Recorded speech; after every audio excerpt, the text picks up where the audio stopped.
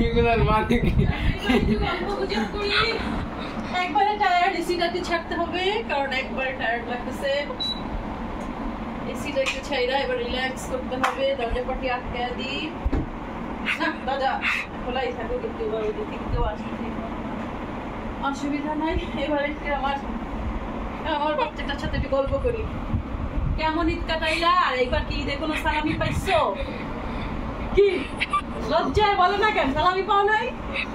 আমি কোরবানি ঈদে সালামি পাইছি, রোজার ঈদে সালামি পাইছি। একজনই দিছে, সেটা হলো কি জানো? তোমার চাচু গেলে সালামি পাইছি, ওটা আমার মাটির ব্যাগ রেখে দিচ্ছি। একটা মাটির ব্যাগ পাইছি, তোমার দেখেন আমার এটা কয়টা ব্যাগ দেখো, 1 2 3 4 5 6, এইটা একটু ফ্যান্সিও, একদিন টাকা দরকার ছিল, ফ্যান্সিও একবার প্রচুর। এটার ভিতরে যে যা দেয় বকশিস এটার মধ্যে আমি রাখি, যখন অতিরিক্ত টাকা লাগে তখন টাকা এখান থেকে রেখে দিচ্ছি আমার বকশিসটা। একটা নতুন শাড়ি পরবো ঠিক করছিলাম, তোমাদের বাসায় যাবো, সেইটাও যাওয়া হয়নি। কোন শাড়ি? এইগুলো এখান থেকে তুমি সব নতুন শাড়ি, তাহলে এই কটা একবার করা হচ্ছে। তারপর আমার মধ্যে জায়গা থেকে বুঝলি কি জায়গা নেই, কাপড় নেই, টাকা নেই, এরকম। এখন দেখাই, ও নতুন একটা ব্যাগ পাইছি, যে এইটা খুব সুন্দর। এগুলো তো সবই চায়না থেকে আনা, বাইরে থেকে আনা। আরো আমার ছেলে একটা, এটা কি বলে এমন খেয়াল তাকে নিজে জানি, এটা কি ব্যাগ বলে?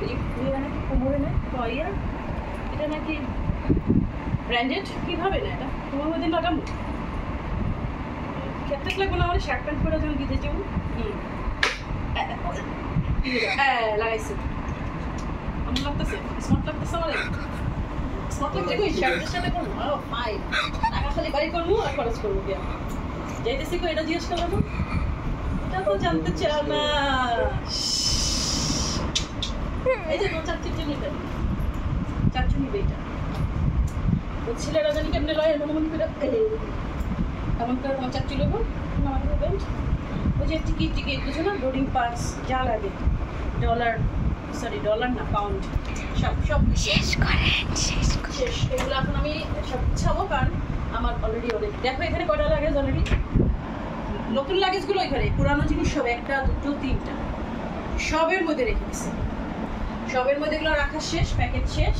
এখন আমার এবার ঈদের জন্য কোনো সাজগুজু নাই, শুধু কালকে একটু চুলের কালার দিব, পরশু দিন মার্কেট খুলে 2-3 দিন পর শপিংয়ে যাবো বাড়িতে, আর বসুন্ধরা, তারপরে শেষ শপিং। এরপরে খালি লাগেজ গুছাবো।